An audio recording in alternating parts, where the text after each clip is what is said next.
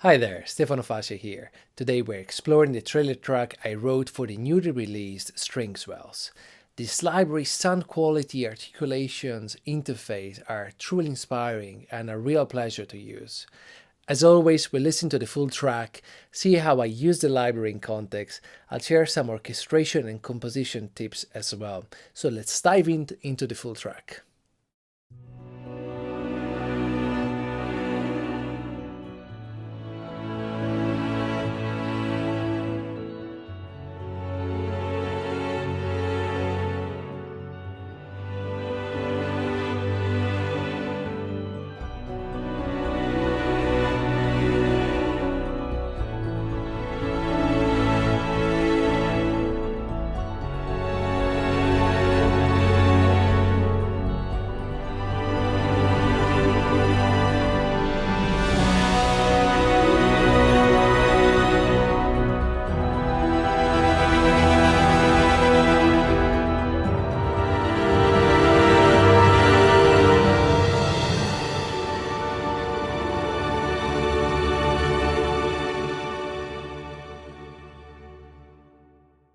When I received the brief, the first thing I needed to do was to create an interesting chord progression that would lead the piece and that could work well for the trailer, meaning a progression that could build up to a climax in a fairly short time and yet feel satisfying and inspiring, while showcasing the library's sound quality and features at the same time.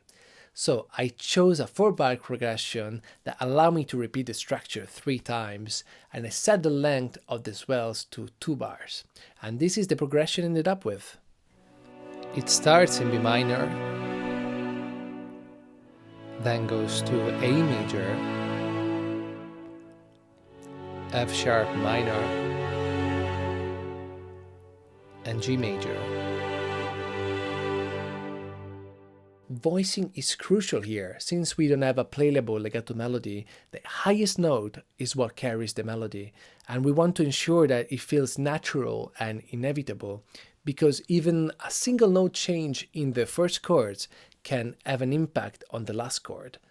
For instance, if we alter the top note of the A major chord, the second one, from going up to E to going down to C sharp, it gives it a different mood, more like a slow introduction. So now, the top note of the final G chord makes us feel like we want to go down rather than up, while before it felt more open. So 2 tips will be: always think where your top note is leading to, and the second one will be consider how your chord works together to create tension and resolution. In the project, I've used all the articulations available, and while you can play them together in the same Kontakt instance, I separated them this time due to many volume automations. The idea behind this choice was to start with the normal articulation while having a taste of the others, and for the climax, bring them in a way that makes a difference to the sound.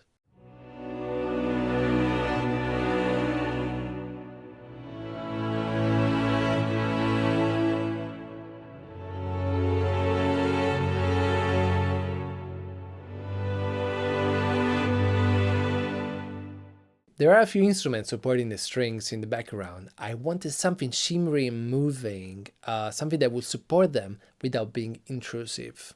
They follow the structure of the piece, and that is a 4-bar introduction of the theme.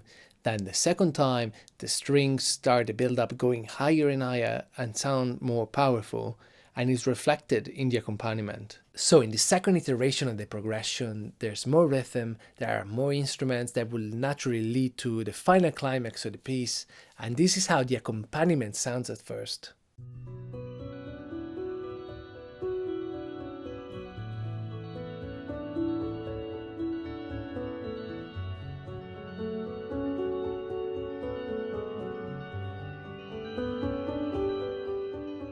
Moving on to the second part of the piece, things here really kick in. We can see that the strings are gradually going up. I introduced tremolo strings, sul ponte and sul tasto are more prominent, and we also have 2 additional top lines played by normale and tremolo.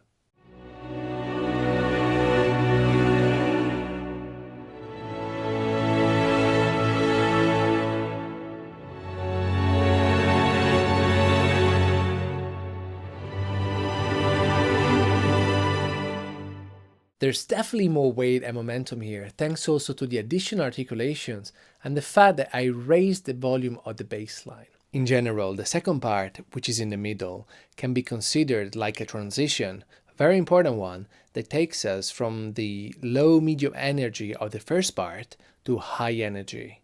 Some of the main additions here are brass and woodwinds, electronic pulses, and even more high-pitched rhythmic metallic instruments.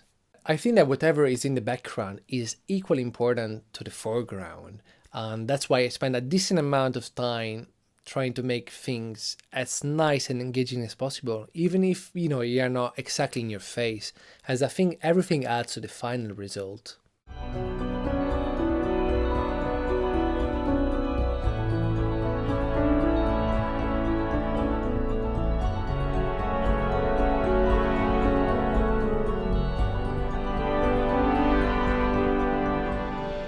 Two compositional tips inspired by this are: pay attention to the rhythmic elements of your piece, experiment with different rhythmic patterns, syncopation, accent, create something that moves your music forward, and I think you can really feel it and hear it in the second part of the piece.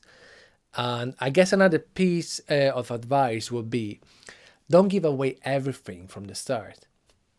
We get excited, we tend to pack in a lot of information in a short time, and it can be overwhelming. We work many hours on the same piece and we get accustomed to so many things, literally everything, volumes, instrument and whatnot. But someone who's never listened to that, needs time, and there are lots of layers of complexity to the code, and if there are too many too soon, that can be a problem. So in short, I would say start simple. We're finally at the climax. I wanted to convey a feeling of awe and wonder even more than before, and there's a way to do that by changing just one note. The D in the B chord became D sharp, and minor became major. It's just one single note, but it made a massive difference in how we perceive this part and the feelings that come with it. Here also I showcase a really neat feature of the library, the gaiter. I love how customizable it is and how many presets there are. You can change literally everything you want.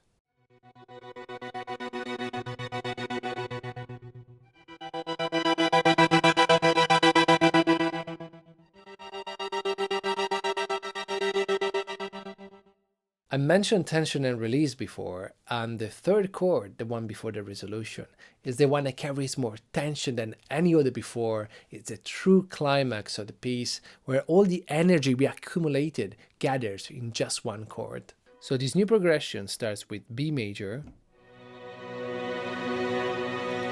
then we go to E minor, it's a nice chord to go to.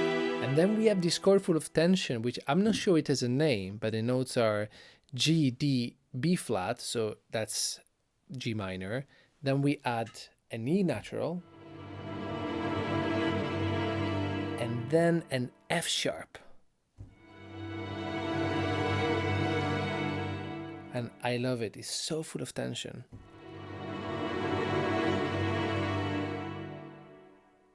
This is a really good chord to know, and it works equally well with either E or F sharp. Now with E, and now with F sharp. And you can hear it just screams to resolve on a D.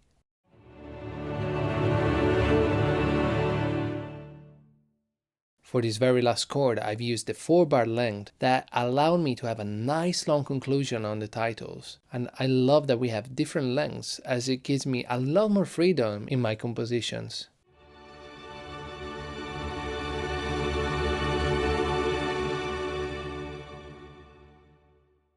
There are a few things you can take away from this and perhaps use in your own compositions, which are suspensions. Suspensions create a dissonance by holding onto a note that was part of a previous chord but is not part of the current chord. Usually it happens on the strong beat and resolves by going down a step. So this creates this incredible sense of tension that releases.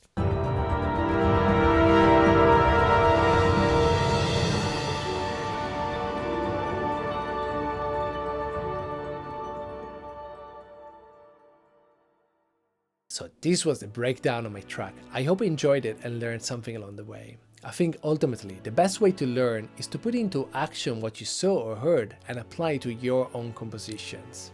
One of the many things I like about String Swells is that it allows me to discover new musical harmonic languages easily, or simply nice sounding chords that I wouldn't have had discovered otherwise, and that greatly enriched my musical language. If you want to know more about the library and its features, I recorded a walkthrough and I'll leave a link in the description. Also, if you have any questions, let me know in the comments and I'll do my best to reply. Don't forget to hit the like button and subscribe if you enjoyed the video. Thank you so much for watching today, and I'll see you in the next one.